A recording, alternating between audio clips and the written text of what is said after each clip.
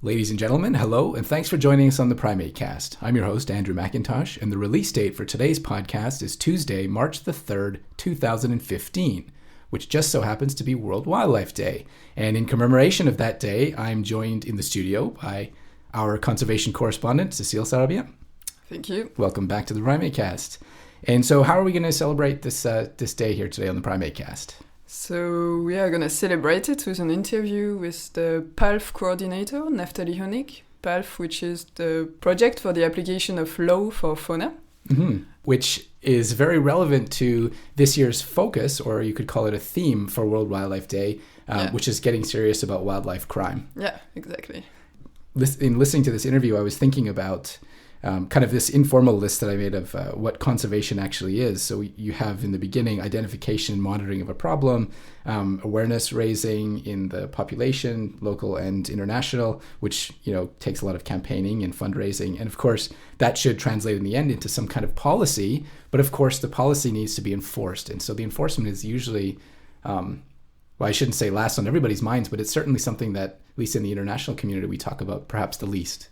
Yeah, it's an aspect that we don't hear that much in the media, that's right. And probably one of the most difficult things to implement in conservation. And so this is something that's talked about a lot in this interview.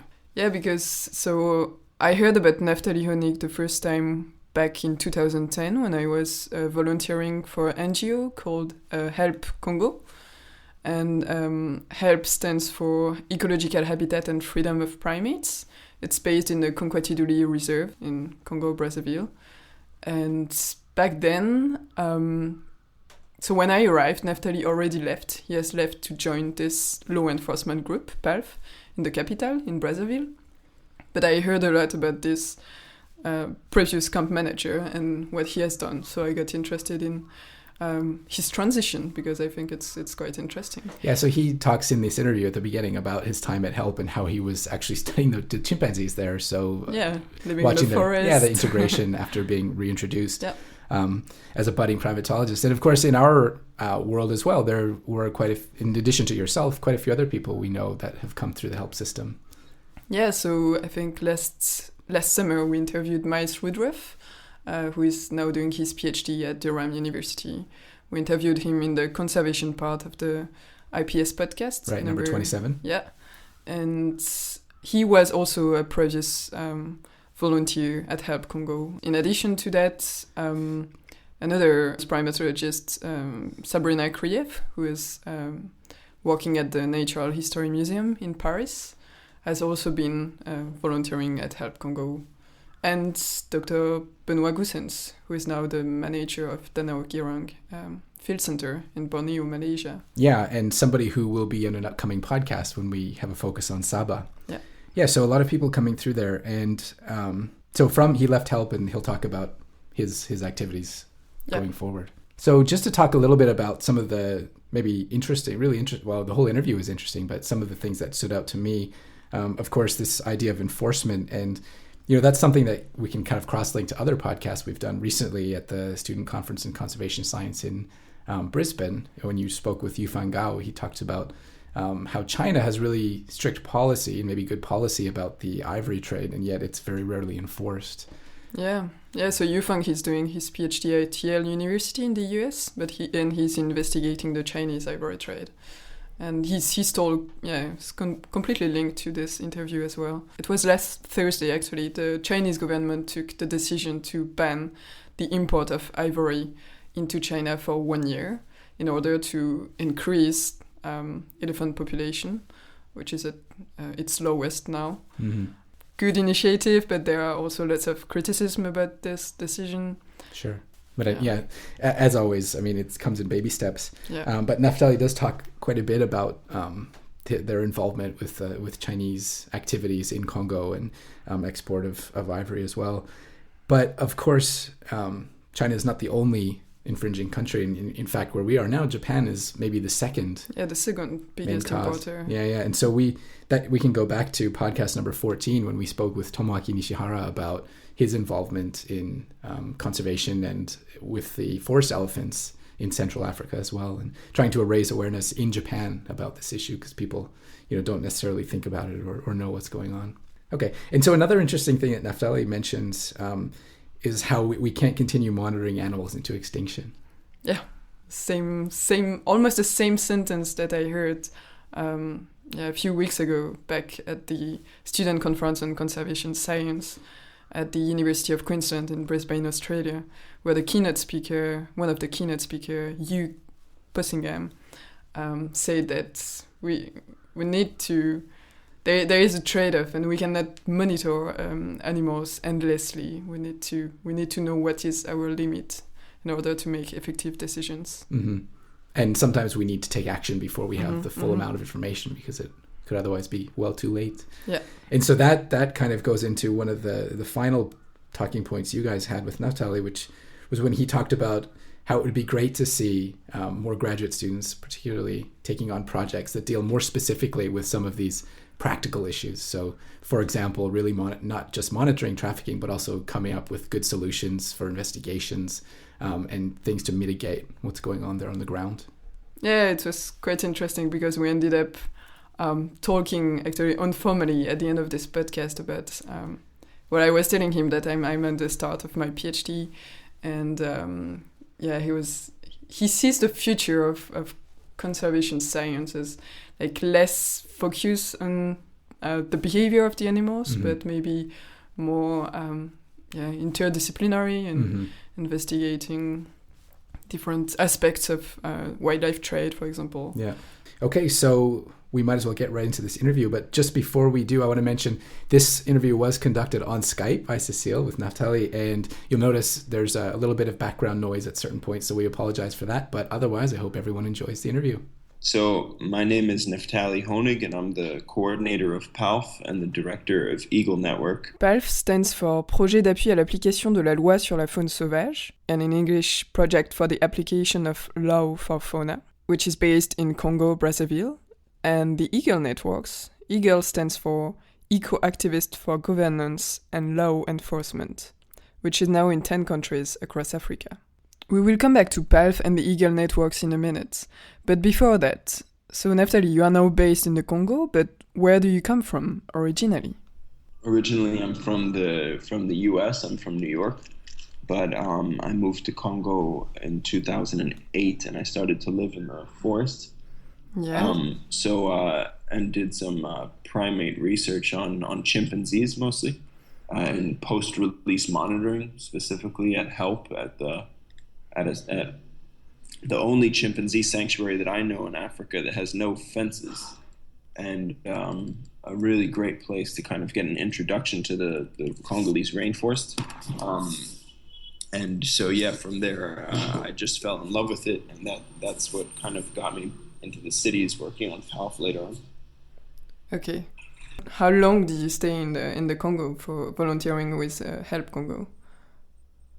I started as a volunteer just for a few months, and then I got a job there. So I ran the post-release monitoring camp in a part of the forest called the Triangle. And so I worked there for about a year.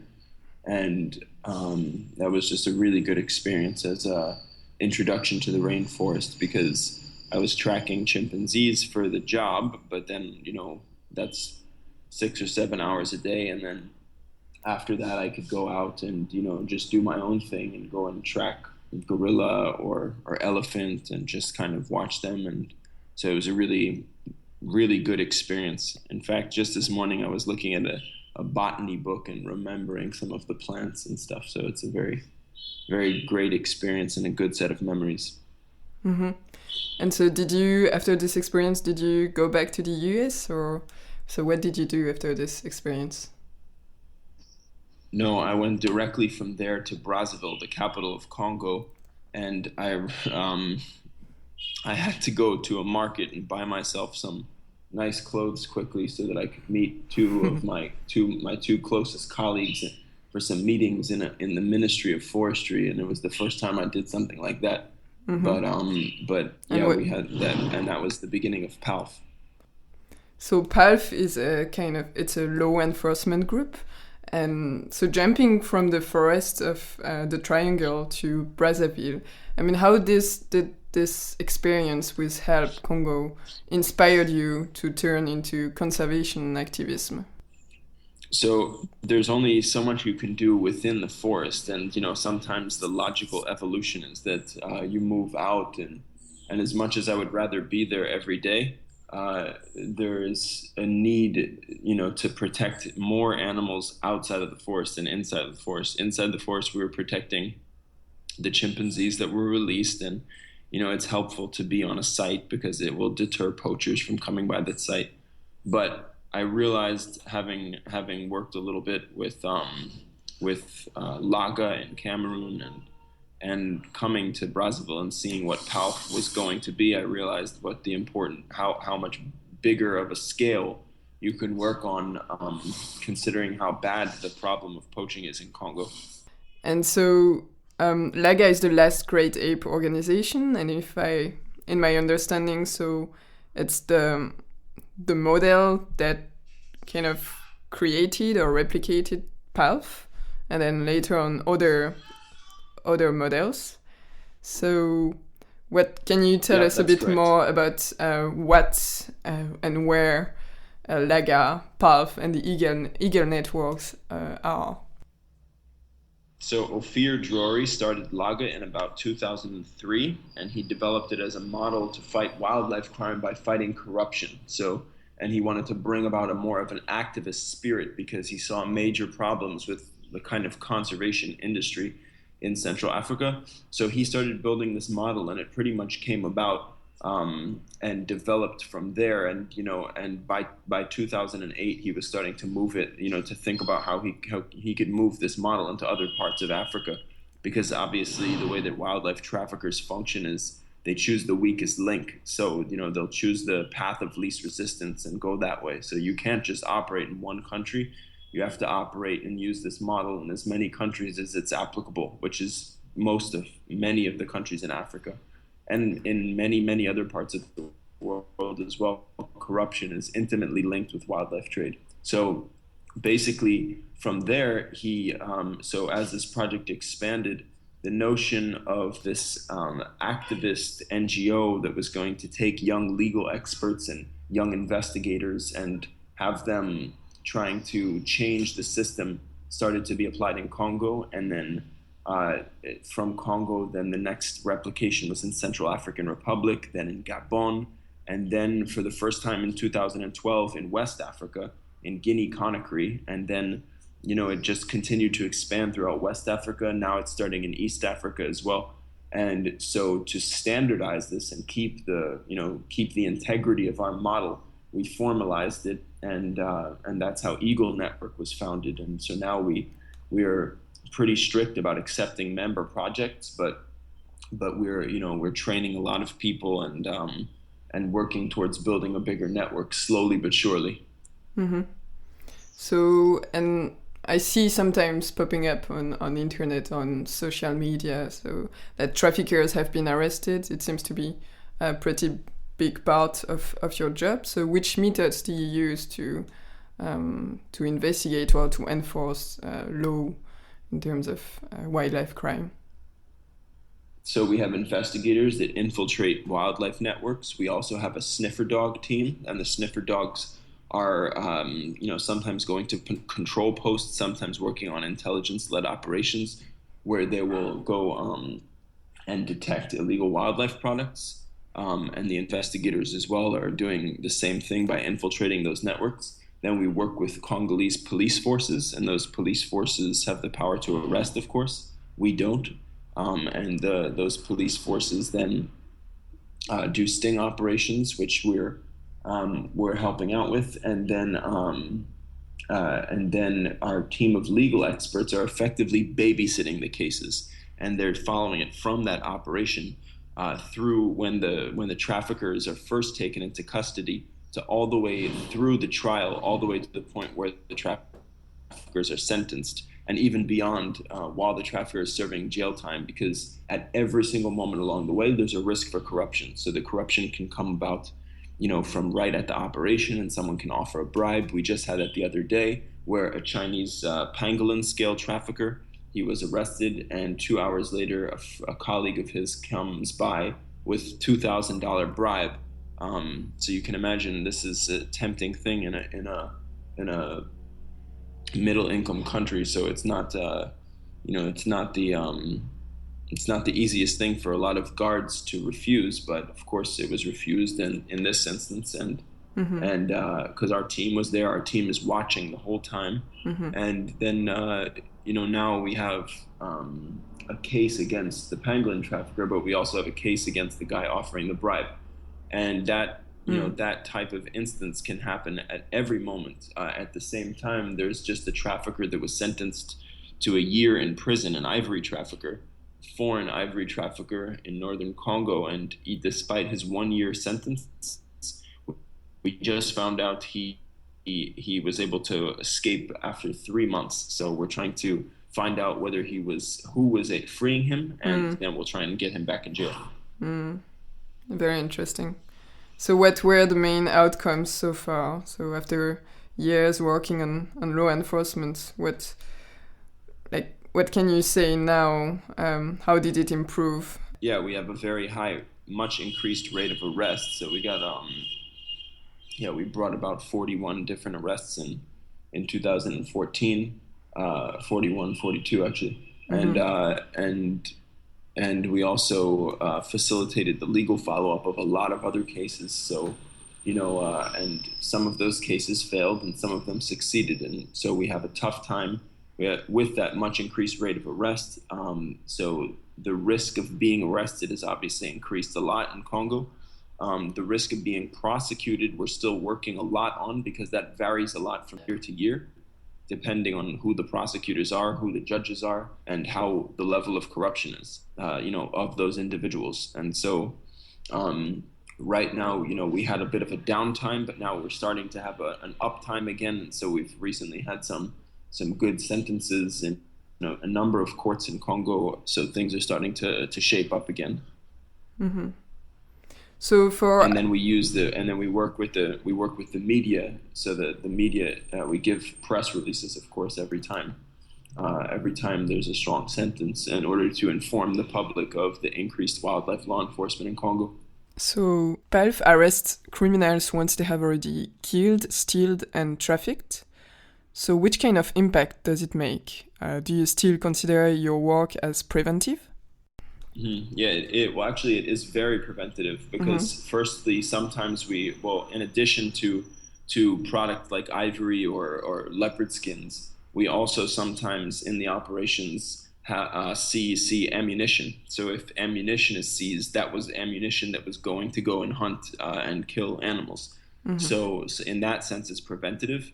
And also, it's important to know that traffickers are organized criminals. They're doing this for business. So you need to catch them with something. You can't just accuse somebody and say, oh, this person is doing this and I don't have any proof, but I'm accusing him. So when you catch a trafficker who is an organized criminal with a wildlife product, he is going to do it again. This is organized business. They're making a lot of money off this stuff. So if you seize, let's say you catch a poacher with ivory, it's extremely sad, of course, that the ivory is the result of a dead elephant. And it's really, really sad for us that we couldn't save that individual elephant. But at the same time, it's so lucrative these days that this guy would have sold that ivory otherwise and gone right back to the forest and killed more elephants. And that's in the instance of poachers. But part of the problem today is that we kind of have a paradigm where we're looking at the poacher issue as if poachers are the real problem. But actually, poachers are pushed by large-scale demand coming from much more organized traffickers. And if you think about the same thing that I'm just explaining with regards to traffickers, traffickers are often responsible for, 30, 40, 50, 60, 100 kilos every month of ivory. So some of this stuff is going out in such high volumes that we're talking about dozens of elephants per month. So as soon as an ivory trafficker is put in jail, the preventative value is enormous, because he might be, when I see, we have one ivory trafficker who's in jail right now in Brazzaville for the second time. And every day that this guy is spending in jail, there are probably elephants being saved and that are living up in Congo, peaceful lives, because this guy is not employing poachers to go out and hunt them. So, the idea of fighting crime in the first place is inherently preventative, because the idea is that you're adding consequence to the equation, and this consequence is what ultimately deters people from doing the crimes in the first place. How does the everyday life of an activist like you looks like? So we have multiple departments, so there's many different angles of the project that we're working on every day. But, for example, yesterday I'm working on some investigations. We're coming up with some new ideas, but we're also executing some of the investigations. So we're sending some people out into the field. We have people in various areas of the country. And then, so they're very different investigations. An investigation in the city is very different than an investigation in a logging town, for instance. But we'll have them in various areas of the country. And then at the same time, we're working on some media issues. So we're working on general coverage, media coverage of trials and cases that we're following, but also some kind of, communication responses to some really bad instances of the lack of application of wildlife law that we've seen recently. For example, we were very disappointed the other day as we were in court, and a court official was actually saying that Chinese traffickers should be allowed to take home what he called a souvenir of ivory, which is of course illegal under international law. So not only Congolese law, but it's illegal under international law as well. So it's kind of, it's so ridiculous and sad to hear this for us, that we have to have some sort of a communication response. So we were working on that. At the same time, we're obviously working on legal follow-up. So, we have some very difficult cases ranging from trying to obtain arrest warrants for people who have escaped to preparing for a trial that we have tomorrow in northern Congo. And we have some big trials coming up in early March. So preparing legal strategies, communicating with lawyers. So all of these types of things. Sometimes we have to do, the weekend, and there was some destruction of bushmeat that was illegally trafficked and seized. So we have to destroy some of the bushmeat, and some of the animals which are live will then be released. So these types of things. Mm-hmm. So it makes me think of what is the reaction of the Congolese toward the job you are doing? So it's not generalized. There are obviously a whole variety of reactions. In the whole country. Obviously, traffickers don't like it. So people who are involved in the trade are very against it. Some people who are involved in other types of corruption are very hesitant to like the project. But then, we get interesting things. Like, for example, some bushmeat was seized off of an authority who then came and signed his charge sheet. So he admitted what he did wrong. It was a small infraction, so he wasn't arrested. It was just it was partially protected species, and so he was it wasn't the kind of most endangered species in Congo. And he signed his charge sheet, and he apologized, and he actually went to some of the other authorities in the area and told them, how important that work was. So sometimes we get good signs like that. And other times we get signs like this judge talking about Chinese guys taking out ivory souvenirs, who are completely living in the past or something. And, it's almost like they live in a bubble and they don't know what's going on outside of their city. But obviously, with the increase in social media, increases in just general globalization, everybody is much more interconnected these days. So people understand that it's a global issue that's protecting wildlife is really not just a Congolese issue, but it's a global issue. And of course, I can't leave out our team and many other conservationists in Congo who are very passionate about wildlife, law enforcement, but also just in general about conservation. Just in that botany book that I was reading this morning, it was exciting to me to see that, there are foreign botanists that come in, but there are also lots and lots of Congolese botanists that are super interested in nature. And of course, there are many people that are interested in these things, even though the exposure is probably less than, in some other parts of the world. Those things change over time. And so, people have more access to the outside world. than they did 30 or 40 years ago. So people see nature shows, people have the opportunities that maybe, you know, I myself had to be exposed to wildlife, and that you know, that raises a new generation. Yeah.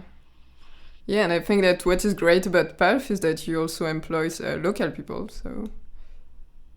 Yep, right. Of course. Yeah. We put a very big focus on that, because for me, I don't believe that actually anything will change over the next 20 or 30 years unless there are Congolese activists that are determined to protect their own wildlife.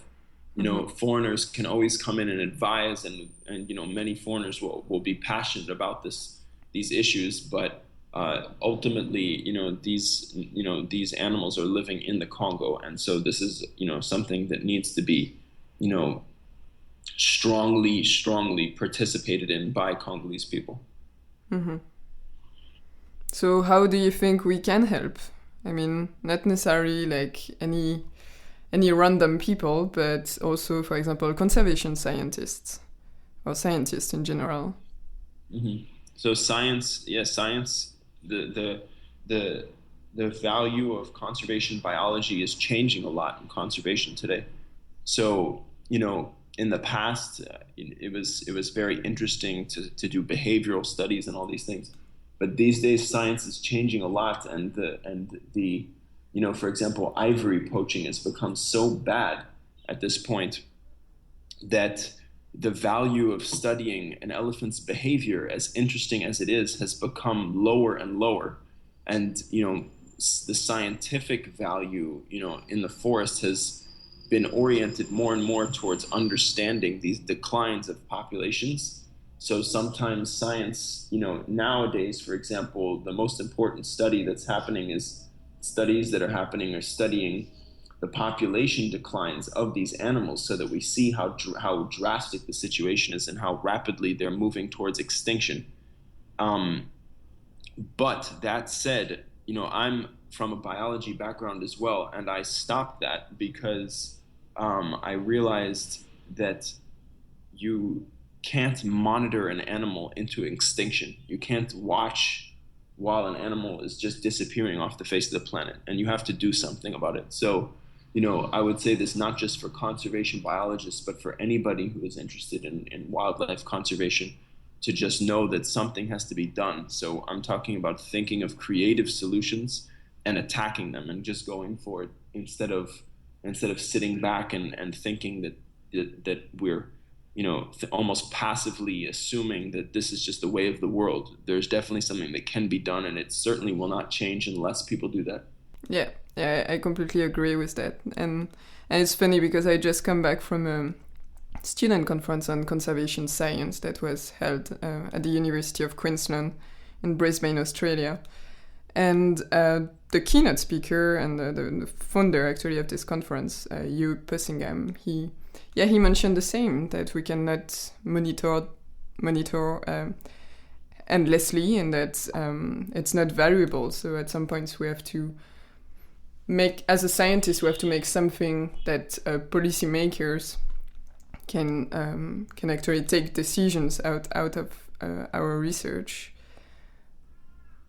Yeah, there's a lot to be understood, you know, everything from the demand side to the supply side, but also just the general organization of criminal networks. Yeah. So to conclude, how do you see the future of PALF and maybe the Eagle Network in the next coming years? For PALF, I see an expansion of our sniffer dog team. I see an expansion of our investigations, and, you know, always adapting and having new techniques.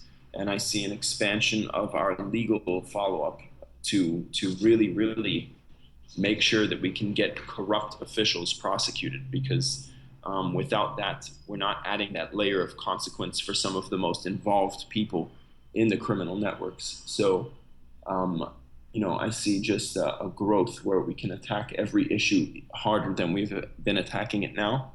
And for Eagle Network, I see the same thing, and reinforcing the capacity of, you know, smaller NGOs operating across Africa with the same vision, who see the importance of these aspects.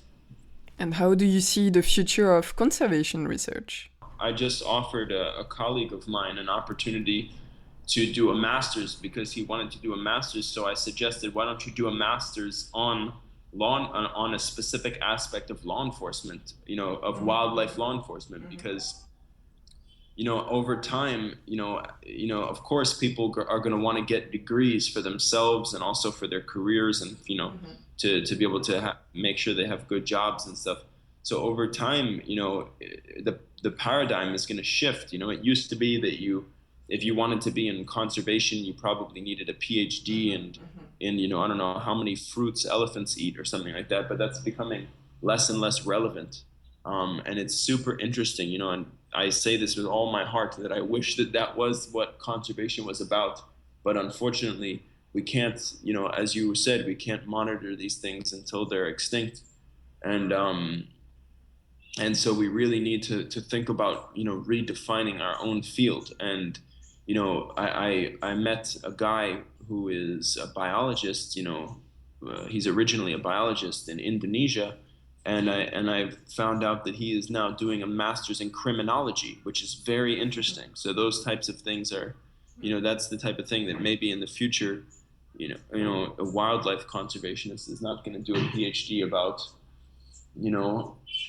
how many nests chimpanzees or gorillas make, but maybe they will do a PhD on how to use sniffer dogs to detect pangolin skills, or how to use them to detect live chimps or something like that at an airport, Yeah, so those things are things to think about, especially as you embark on your PhD. You can think, whether you want to do it in that sense or whether you want to do it in something else. I mean, for example, for great ape conservation in Central Africa, probably the biggest concern is the development of unsustainable logging and palm oil.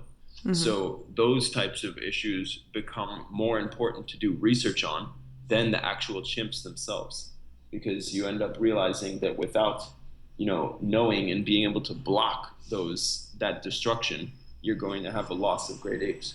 Mm. Do whatever you have to do to make sure that you fully fall in love with these animals, and then once you're then do something about it.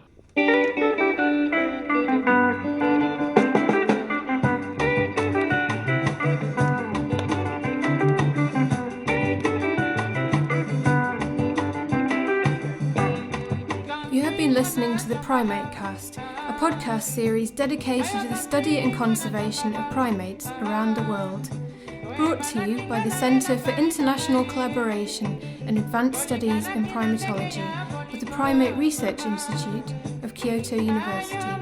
Visit us online at www.cisasp.pri.kyoto-u.ac.jp/news/podcasts and follow us on Facebook at www.facebook.com/theprimatecast and on Twitter @theprimatecast.